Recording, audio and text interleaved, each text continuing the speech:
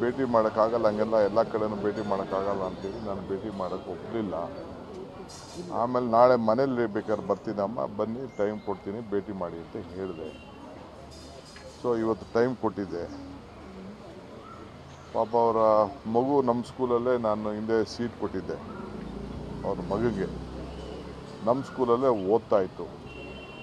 ಈಗೇನೋ ಮಗುನ ಬಿಡಿಸ್ಬಿಟ್ಟು ಬೇರೆ ಸ್ಕೂಲ್ ಸೇರಿಸಿದಾರಂತೆ.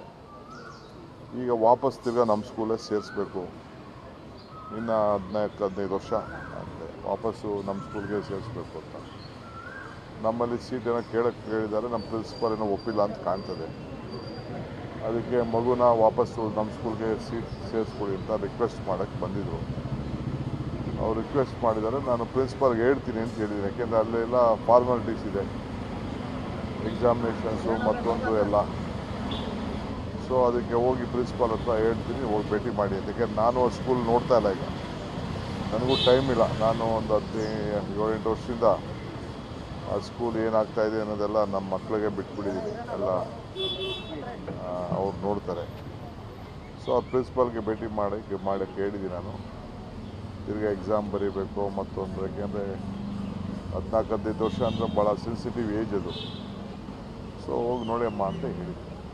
ಕೇಸ್ ವಿಚಾರ ಯಾವುದು ಚರ್ಚೆ ಆಗಿಲ್ಲ ಸರ್? ನಟ ದರ್ಶನ್ ನಿನ್ನೆ ಹೇಳ್ತೀರಾ ಅನ್ಯಾಯ ನೀವು ರಾಮನಗರದಲ್ಲಿ ಹೇಳ್ತೀರಾ ನ್ಯಾಯ ಕೊಡಿಸೋ ಪ್ರಯತ್ನ ಮಾಡ್ತೀವಿ ಅಂತ. ಈಗ ಕೇಸ್ ವಿಚಾರ ಯಾವುದು ಚರ್ಚೆ ಆಗಿಲ್ಲ? ಅದೇ ಅವರು ನನಗೆ ಕೇಸ್ ಏನೋ ಕೇಳಕ್ಕೆ ಬರ್ತಾ ಇದ್ದಾರೆ ಅಂತ ತಿಳ್ಕೊಂಡಿದ್ದೆ. ಅವರು ನನ್ನ ಹತ್ರ ಕೇಸು ಏನು ಬಗ್ಗೆ ಮಾತಾಡಲಿಲ್ಲ. ನಾನು ಆ ಕೇಸ್ ಬಗ್ಗೆ ಮಾತಾಡೋದು ಸಂದರ್ಭ ಇಲ್ಲ. ಈಗ ಒಂದು ಹೆಣ್ಮಗಳು ನಮ್ಗೆ ಅನ್ಯಾಯ ಆಗಿದೆ ಅಂತ ಏನಾದರೂ ಕೇಳಿದ್ರೆ ಖಂಡಿತ ನಾವು ನಮ್ಮ ಕೈಲಿ ಏನಾಗ್ತದೆ ಹೇಳ್ಬೋದಾಗಿದೆ. ನಾನು ಅವ್ರಿಗೂ ಹೇಳಿದ್ದೀನಿ ನನಗೇನು ಇದಕ್ಕೆ ಸಂಬಂಧ. ಯಾಕೆಂದರೆ ನಾವು ಪೊಲೀಸು ಯಾವುದೇ ಇನ್ವೆಸ್ಟಿಗೇಷನಲ್ಲಿ ನಾವು ಇಂಟರ್ಫಿಯರ್ ಆಗೋಕ್ಕೆ ಆಗಲ್ಲ. ಇದು ಪೊಲೀಸ್ ಉಂಟು, ಕೋರ್ಟ್. ಈಗಾಗಲೇ ಮ್ಯಾಟ್ರು ಕೋರ್ಟಲ್ಲಿದೆ, ಜುಡಿಷಿಯಲ್ ಕಸ್ಟಡಿ ಅಂತ ಕೋರ್ಟಲ್ಲಿ. ನಾವು ಯಾವುದೋ ಪೊಲೀಸ್ ವಿಚಾರದಲ್ಲಿ ನಾವು ಇಂಟರ್ಫಿಯರ್ ಆಗಲೂಬಾರ್ದು, ಆಗೋದು ಒಳ್ಳೆಯದೂ ಇಲ್ಲ. ಬಟ್ ಅವ್ರಿಗೆ ಯಾರು ತಪ್ಪಿಸಿದ ಯಾರಿಗಾರು ಸಮಸ್ಯೆ ಇತ್ತು ಅಂದರೆ, ಯಾರಿಗಾರು ತೊಂದರೆ ಆಗಿತ್ತು ಅಂದರೆ ಅದಕ್ಕೆ ಕಾನೂನು ಇದೆ. ಕಾನೂನು ಚೌಕಟ್ಟಿನಲ್ಲಿ ಏನು ಬೇಕಾದ್ರೂ ಆಗ್ಬೋದು. ಈಗ ನೆನ್ನೆ ಆ ಹುಡುಗರುಗಳು ನನ್ನ ಮೇಲೆ ಗಲಾಟೆ ಮಾಡ್ತಿದ್ರು, ನೀವು ಡೇಟ್ ಕೊಡಲಿಲ್ಲ, ಟೈಮ್ ಕೊಡ್ತಾ ಇಲ್ಲ ಅಂತ. ನೆನ್ನೆ ರಾಮನಗರದಲ್ಲಿ ನನಗೆ ಭಾಷಣ ಮಾಡೋಕ್ಕೆ ಬಿಡ್ತಾ ಇರಲಿಲ್ಲ. ಆಯಿತು ತಡೀರೋ ಸ್ವಲ್ಪ ಎಲ್ಲ ನ್ಯಾಯ ಕೊಡಿಸೋಣ ಅಂತ ಹೇಳಿ ಅವ್ರಿಗೆ ಸಮಾಧಾನ ಹೇಳಿದ್ದೆ. ಇವತ್ತು ಭೇಟಿ ಮಾಡ್ತೀನಿ ನಡೀರಿ ಅಂತ ಅಂದ್ಬಿಟ್ಟು ಒಂದು 15 ನಿಮಿಷ ಕೂಗ್ತಿದ್ರು ಅವರೆಲ್ಲ ಹುಡುಗರುಗಳು. ಏನು ಮಾಡ್ತೀರಿ, ನಮ್ಮ ಕ್ಷೇತ್ರದ ಹುಡುಗರುಗಳು ಅಭಿಮಾನಿಗಳಂತ ಕಾಣ್ತದೆ. ನನಗೆ ಗೊತ್ತಿಲ್ಲ ನಾನು ಯಾವ ಬಾಸ್ ಅಂತ ನಾನೇ ನೋಡ್ತಾ ಇದ್ದೀನಿ. ಬಾಸ್ ನಮ್ಮ ಹಳ್ಳಿಗಳ ಕಡೆನೂ ಬಾಸ್ ಅಂತ ಅಂದ್ಕೊಂಡು ನೋಡಿದ್ರೆ ಈ ಒಂದು ಫೋಟೋ ಹಿಡ್ಕೊಂಡಿದ್ರು. ಇರಲಿ ಪಾಪ, ಅದು ನಮಗೆ ಅದು ಏನು ಸಮಸ್ಯೆ ಇದೆಯೋ ಅದು ನನಗೆ ಇಂಟರ್ಫಿಯರ್ ಆಗಿ ಇಷ್ಟ ಇಲ್ಲ. ನಾನು ಐ ಡೋಂಟ್ ವಾಂಟ್ ಟು ಇಂಟರ್ವ್ಯೂನ್. ನಾನು ಪೊಲೀಸ್ ವಿಚಾರದಲ್ಲಿ ಇಂಟರ್ವ್ಯೂನ್ ಆಗೋಕ್ಕೆ ನಾನು ತಯಾರಿಲ್ಲ. ಪಾಪ ಮಗುಗೆ ಏನಾದರೂ ನನಗೆ ಸಹಾಯ ಮಾಡೋಕ್ಕಾದ್ರೆ ನಮ್ಮ ಪ್ರಿನ್ಸಿಪಾಲ್ಗೆ ಹೇಳ್ತೀನಿ. ಹೋಗಿ ಅವರು ತಾಯಿ ಮಗ ಇಬ್ಬರು ಹೋಗಿ ಭೇಟಿ ಮಾಡಿ. ಸರ್, ಅನ್ಯಾಯ ಆಗಿದ್ರೆ ನ್ಯಾಯ ಕೊಡಿಸುವಂಥ ಒಂದು ಪ್ರಯತ್ನ ಮಾಡ್ತೀನಿ ಅಂತ ನಿಮಗೇನಾದರೂ ಈ ಪ್ರಕರಣದಲ್ಲಿ ದರ್ಶನ್ ಅವ್ರಿಗೆ ಅನ್ಯಾಯ ಆಗ್ತಾ ಇದೆ ಅನ್ನುವಂಥದ್ದು ಗಮನಕ್ಕೆ ಬಂದಿದೆಯಾ? ನೋಡಪ್ಪ, ಮಾಧ್ಯಮದಲ್ಲಿ ಏನೇನೋ ಬರ್ತಾ ಇದೆ. ಮಾಧ್ಯಮದಲ್ಲಿ ಏನು ಬರ್ತಾ ಇದೆ ಅಂತ ನನಗೆಲ್ಲ ನೋಡೋಕ್ಕೆಲ್ಲ ಟೈಮ್ ಇಲ್ಲ. ಯಾವುದೋ ನಾನು ಥ್ರೆಡ್ಮಿಲ್ ಮಾಡಾಗ ಒಂದು 5 ನಿಮಿಷ ನಾನು ನೋಡ್ತೀನಿ ಅಷ್ಟೇ. ಅದು ಬಿಟ್ಟರೆ ಮಿಕ್ಕಿದ ವಿಚಾರ ಎಲ್ಲ ನನಗೆ ಗೊತ್ತಿಲ್ಲ. ಇದು ಸ್ಕ್ರೋಲಿಂಗಲ್ಲಿ ಒಂದು ಬರ್ತಾ ಇರ್ತದೆ, ಒಂದೊಂದು ಟಿ ವಿಯವ್ರು ಒಂದೊಂದು ಥರ ಹೇಳ್ತಾ ಇರ್ತಾರೆ. ಅದು ಆ ಆಧಾರದ ಮೇಲೆಲ್ಲ ನಾವು ಕೂತ್ಕೊಂಡು ನಾವು ತೀರ್ಮಾನಕ್ಕೆ ಬರೋಕ್ಕಾಗಲ್ಲ. ಸೊ ನಾನು ಹೋಮ್ ಮಿನಿಸ್ಟ್ರು ಅಲ್ಲ. ನನಗೆ ನನ್ನ ವ್ಯಾಪ್ತಿಯಲ್ಲಿ ಏನಾದರೂ ಇತ್ತು ಅಂತಂದರೆ ಏನು ಅಂತ ನೋಡ್ಬೋದಾಯ್ತು. I don't want to intervene with that. ಒಂದು ವೇಳೆ ಈ ಪ್ರಕರಣದಲ್ಲಿ ವಿಜಯಲಕ್ಷ್ಮಿ ದರ್ಶನ್ ಅವರು ಮತ್ತೆ ನಿಮ್ಮ ನೆರವು ಕೇಳಿದ್ರೆ ನೀವು ಸಹಾಯ ಮಾಡ್ತೀರಾ ಸರ್? ನೇರು ಏನು ನಾವು we can't ಇಂಟರ್ವ್ಯೂನ್ with the police investigation. We can't ಇಂಟರ್ವ್ಯೂನ್ with the police station.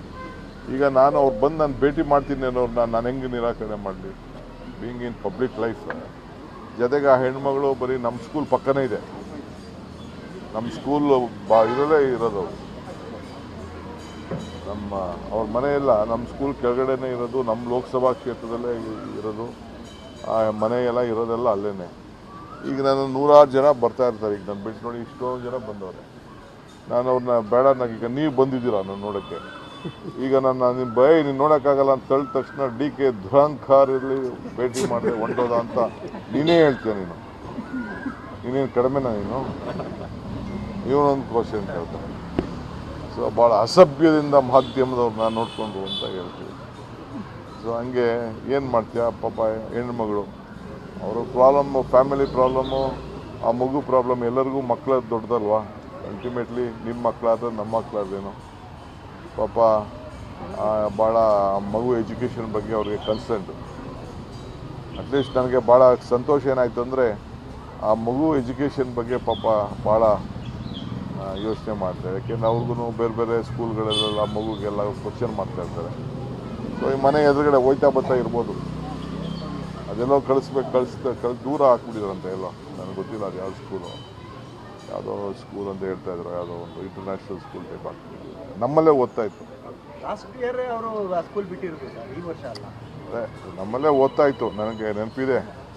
ಅವನು ಪೇರೆಂಟ್ ಬರಲೇಬೇಕು ಅಂತ ನಮ್ಮ ಸ್ಕೂಲಲ್ಲಿ ಗಲಾಟೆ ಮಾಡಿ ಪೇರೆಂಟ್ ಕರೆಸಿ ಬುದ್ಧಿವಾದ ಹೇಳ್ತಾರಂತೆ. ಈ ಮಕ್ಕಳದು ಬಿಹೇವಿಯರ್ ಬಗ್ಗೆನೂ ಪೇರೆಂಟ್ನ ಕರೆಸ್ತಾ ಇರ್ತಾರೆ ನಮ್ಮಲ್ಲಿ, ವರ್ಷಕ್ಕೆ 2 ಸತಿ ಕರೆಸ್ತಾ ಇರ್ತಾರೆ. ಈತನೂ ಹೋಗಿದ್ದಂತೆ.